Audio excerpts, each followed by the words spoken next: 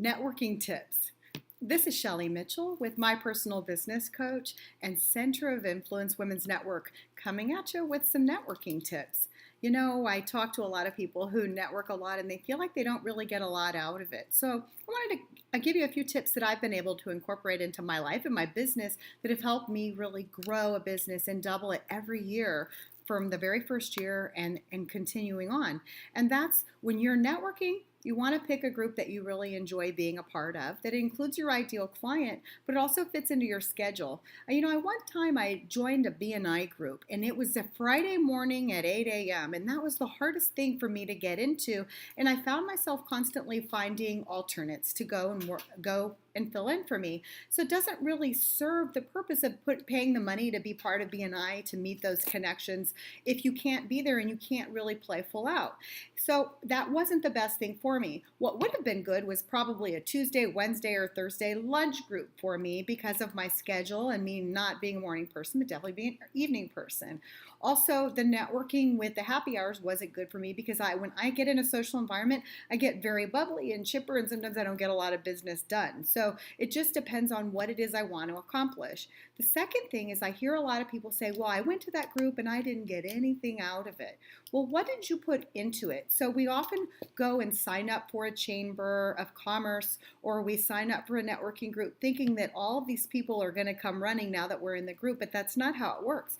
All that does is really give you access to come to the group and start meeting the people. So are you going to pay to meet those people, or are you going to pay to meet somebody else that's different? So make sure you know who the people are that you're getting involved with in that group before you pay, because that's all it does is give you access to their events and meeting the people, sometimes a membership roster, and oftentimes a little bit of self-promotion. And then they may have advanced levels of membership that give you more things like training or development, maybe even more promotion for your business. And you certainly want to look into that, especially if your ideal clients are in that and you can see that they've had success converting with those types of advertising ways or methods. And then the third thing is when you're getting involved in a networking group, you want to make sure that before you go, so what I would do before I go to a group, if I plan ahead, I go and I look and I see who's normally in attendance. And I pick 1, 2, or 3 people who I really want to meet. So if there's any way you know who's going to be there, pick who you're going to meet, especially if you're going to an out-of-town conference. That's really important. I had a client one time who actually, we helped him identify some key people to get some financing done for some real estate redevelopment properties. And he actually got a $20,000 bonus from his owners a few weeks later because he hopped on a plane, 24 hours later, went to this event that was in Florida, which we're in now, but he went to Florida, met the key people, a couple weeks later, got deals done, and he flew down there. He wasn't going down there as Dan says, boondoggle. He went down there with a purpose. He knew exactly who was going to meet and who he was going to network with. So have an idea of who you want to meet, who you want to get connected to, and then find the maven in the neighborhood, or the person who's always knows everybody. Oftentimes, like in the chamber, they call them ambassadors or membership development people, and ask them to introduce you.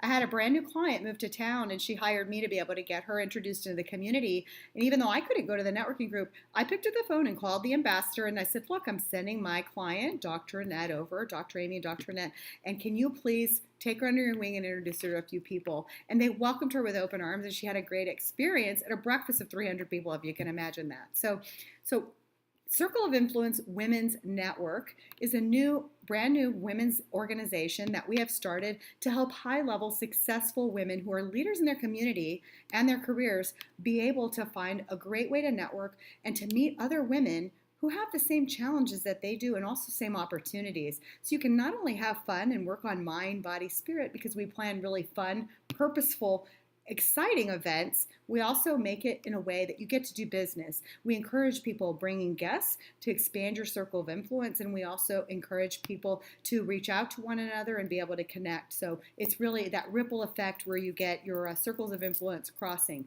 It is by invitation only, but if this sounds like something that's for you, if that is you, if you're a leader in your community and you really want to be able to play, meet other people who work and play at your level, go to Center of Influence Women's Network network and request an invitation to one of our chapters, and we'll get back in touch with you. So hopefully we'll be able to invite you to one of our events, and you'll be able to take your circle of influence and combine it with someone else and really make a huge impact in your community. This is Shelley Mitchell, and have a great day.